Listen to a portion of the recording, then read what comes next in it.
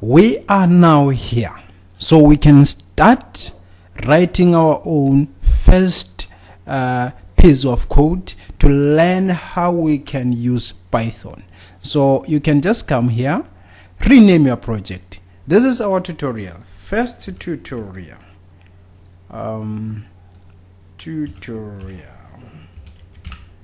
Right? Tutorial. You rename the project. This is the project name. So this is the very same platform that we are going to use when we are doing our data analysis. So you have to keep on coming, because this is just the basics of Python. So the very same the language that we are going to learn here, that's the one that we are going to use for data analysis. So let's start.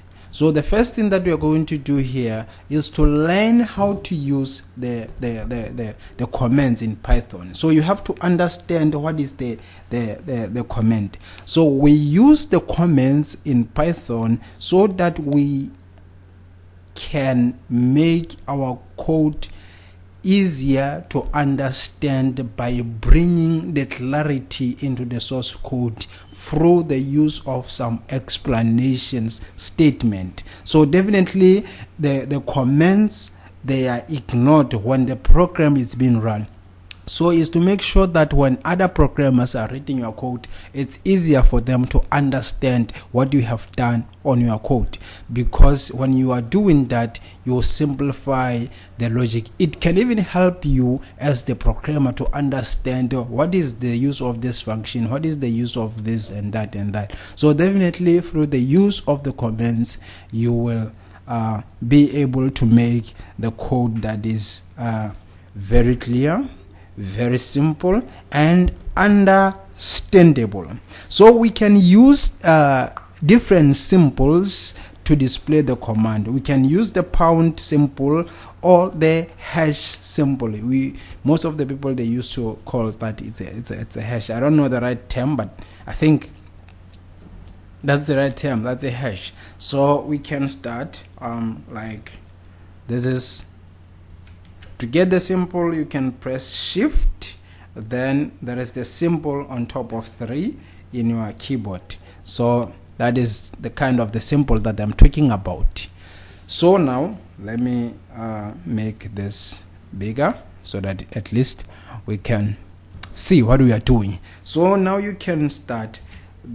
This is our first program in Python. This is our first program in Python. Definitely when this program runs, it will ignore this piece of statement. So that's the use of the commands in the program.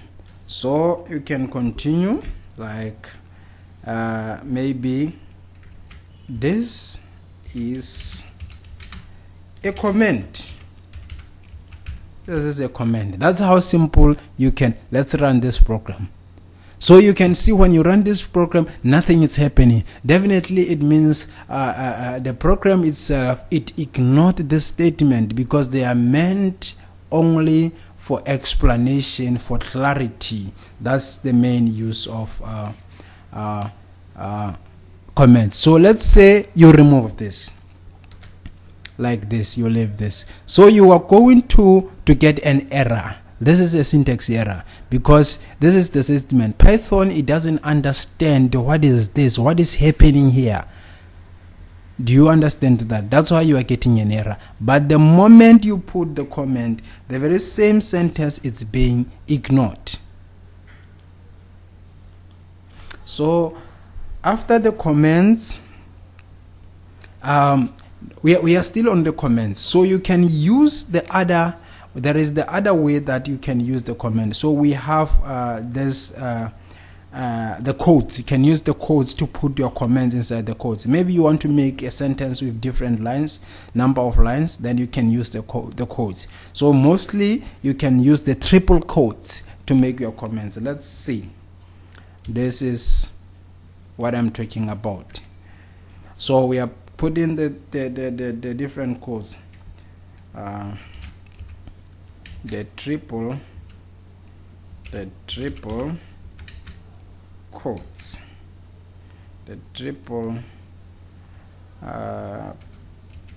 quotes are used to make the comments. So let's run and see.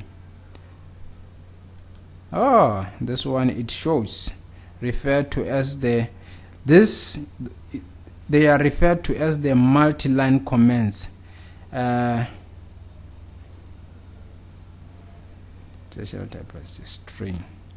So you see the way it's executing, it looks like it's a string. So it's not like the one. So it means this one we refer to as the multi-line comments. It's a multi-line comments. So it looks like it's a string. So that's a good thing of this command. So let's continue. Let's continue, because I want to show you some different things. So the first of all, let's go straight to our variables. So sometimes you might have different kinds of values, so you want to store them somewhere. Then definitely, if you want to have the values like 1, 2, 3, 4, 5, 6, any other values, you have to store them somewhere, so that in case in your program, in the middle of your program, you will want to use those values somewhere. So it means the simplest way that you can do is to store them inside the variables. So you can have names or any other thing. That's why you can store them inside the variables. It can be integers, floating numbers, Boolean expressions, or strings. So those are the kind of the expression that we are talking about. So let's just make a simple example. Let's say we are going to have our numbers. Let's say it's a name. Okay, let's say it's okay, we want to store a number, number 2, that is num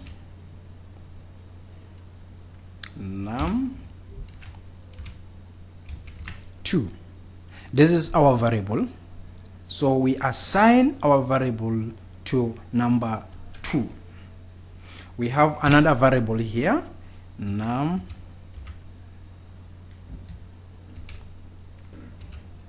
3. We assign num 3 to the value 3.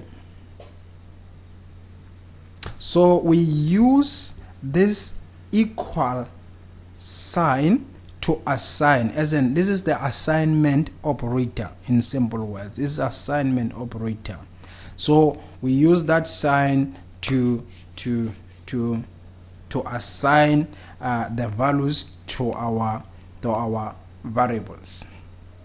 We call it equal sign. That's how you are calling it in mathematics. So you have to understand in Python, so variables are case sensitive.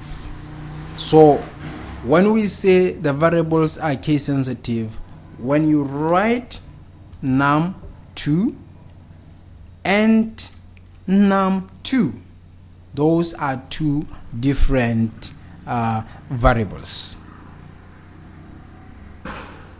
Yes, those are two different variables. So we want to check the results that we got after assigning our values to our variables. So we have to run to do the printout.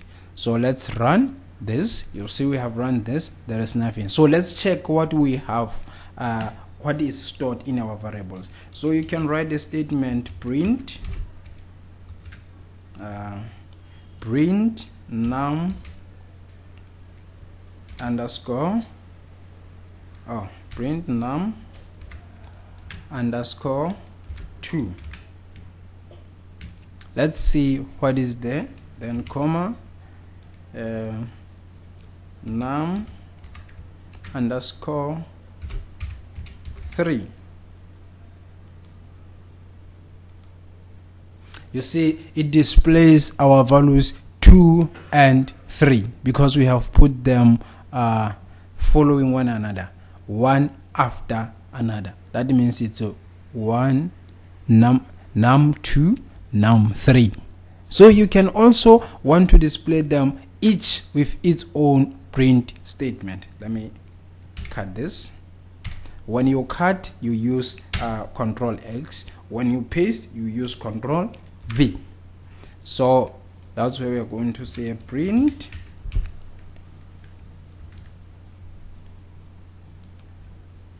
num3. Let's see how the results will look. So you see now that you can put one on top of the other. So that is the simplest way of writing, doing our variable declarations. So I hope with this tutorial you managed to understand how the variables works.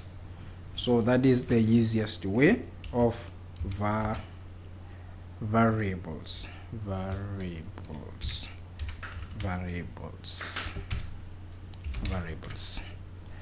This is the variables. This is our variables. So we just run. Now you see